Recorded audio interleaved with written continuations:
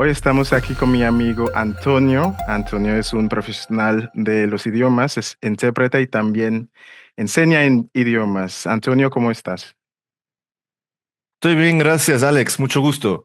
¿De dónde viene esta pasión que tienes por los idiomas? Hay muchos motivos, pero yo diría que el principal fue mi padre. Yo soy hijo de español, yo soy nacido en Brasil y viví hasta mis 10 años en Brasil, luego fui a España, am, porque mi padre es español, pero mi padre siempre vivió con nosotros, ¿no?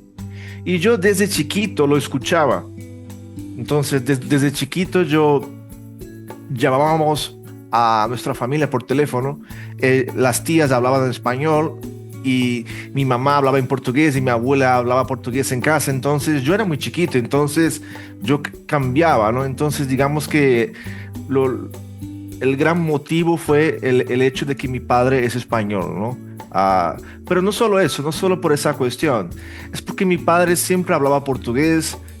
Mi padre lleva más de 35 años en Brasil, entonces él habla portugués, pero siempre hablando portugués con errores de pronunciación.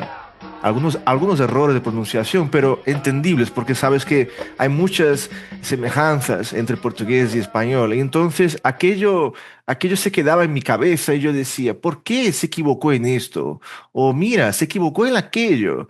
Entonces yo creo que eso fue el gran start en mi cabeza de empezar a tener ganas de conocer más sobre idiomas. Eres intérprete y enseñas.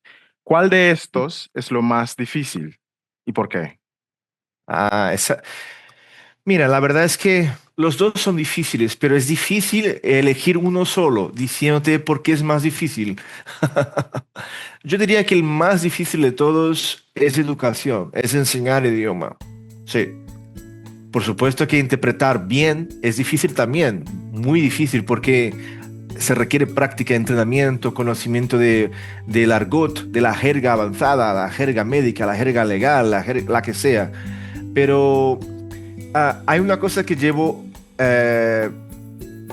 percibiendo cuando empecé a trabajar como intérprete. Cuando atendemos un cliente on demand, yo no vuelvo más a ver a este cliente.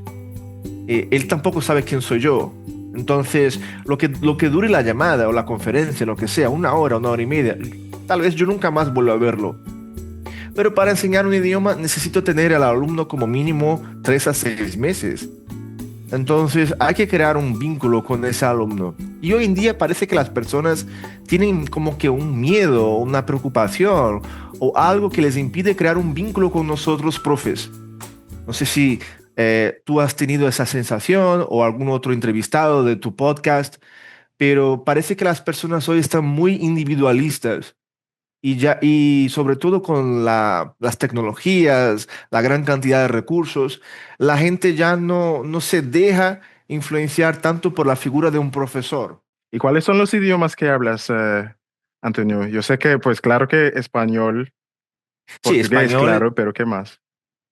Yo portugués y el español los hablo de forma nativa. Yo hablo portugués de Brasil.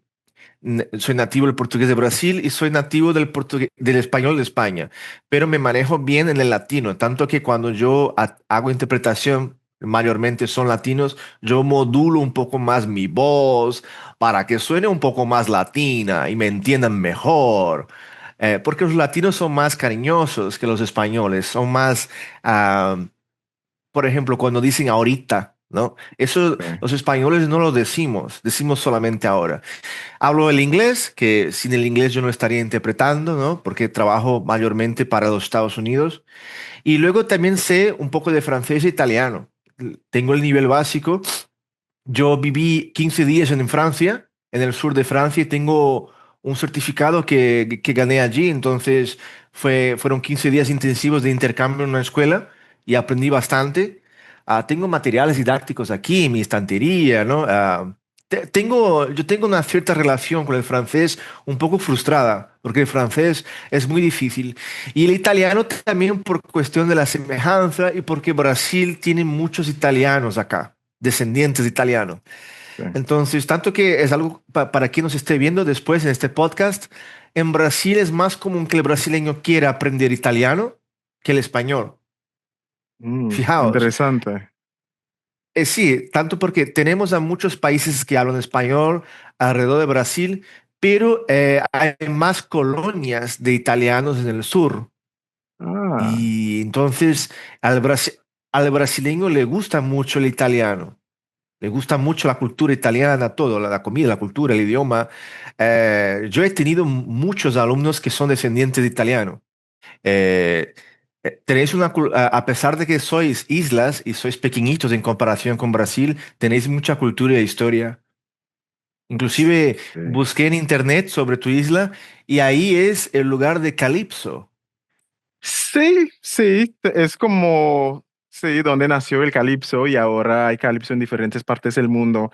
El otro día recién vi que hay calipso también en Venezuela y ellos cantan en Ah, inglés, lo qué cual me interesante. parece muy Muy interesante, un loco. poco extraño. Sí, sí. Es Sí, que pero cuando uno empieza a buscar información, conocimiento, descubre que hay muchas cosas que desconocemos, está claro. exactamente. De hecho, En- Sí, tenemos un carnaval también que es muy popular. Claro que no es tan grande porque somos una isla, es un lugar más pequeño, pero tenemos un carnaval muy popular también, muy interesante. Em, no sé si se puede comparar con el carnaval de Brasil, de Río y tal, pero también es muy popular el carnaval de Trinidad y Tobago, sí. Y has mencionado que pues trabajas con portugués, inglés y español.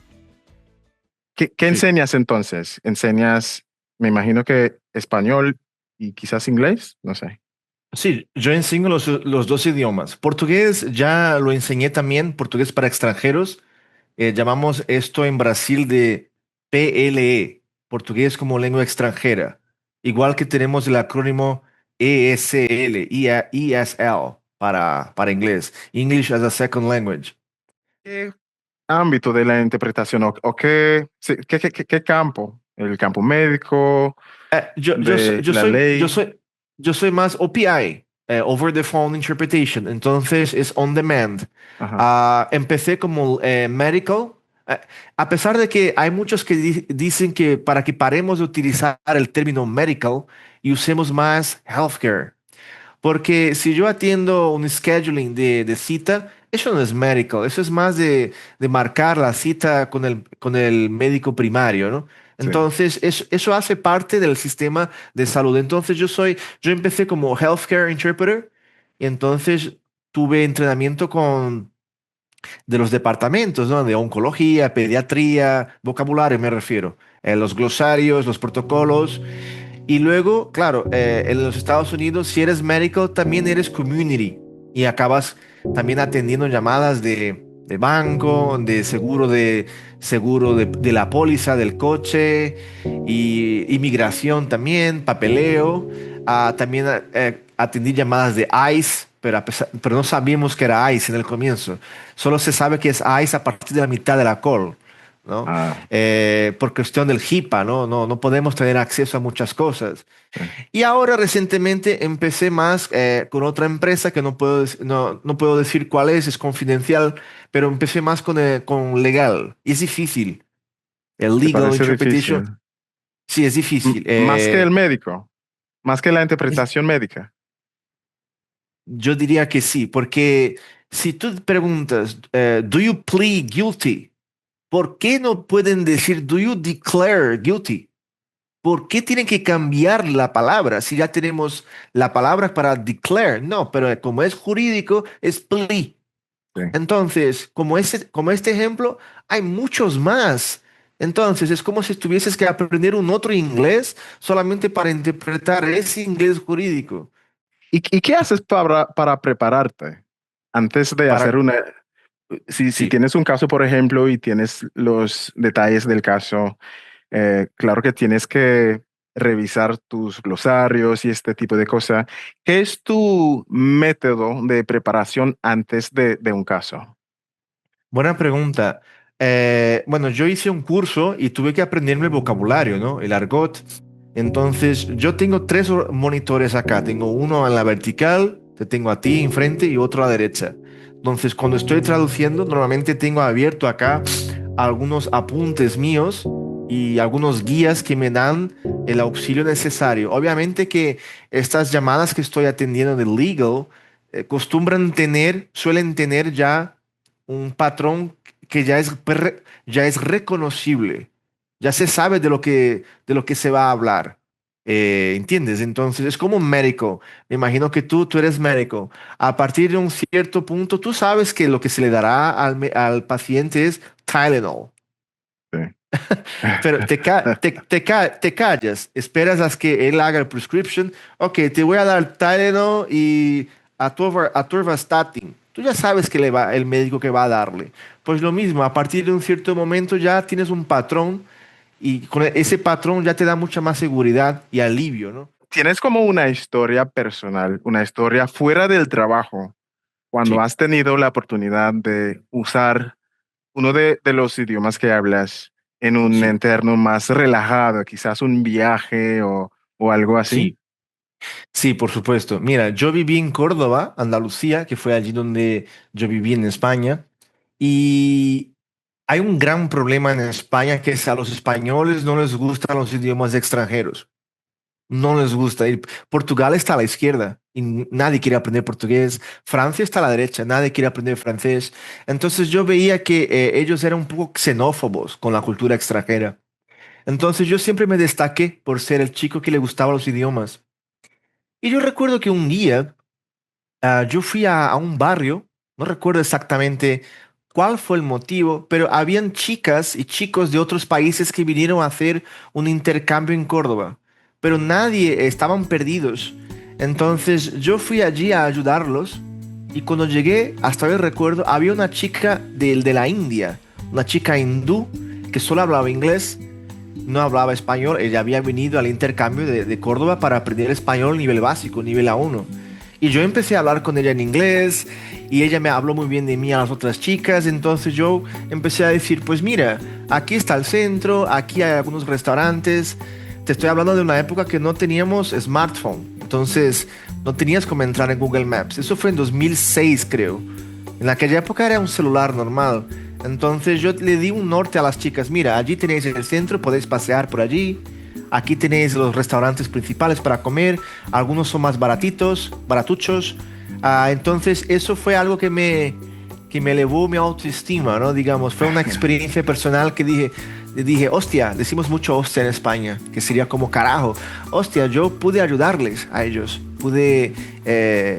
Nadie vino a hablar con ellos. Porque habían, algunos de los chicos de mi clase sabían que eran de otro país, como India, y dijeron, ah, no, yo no quiero hablar con India.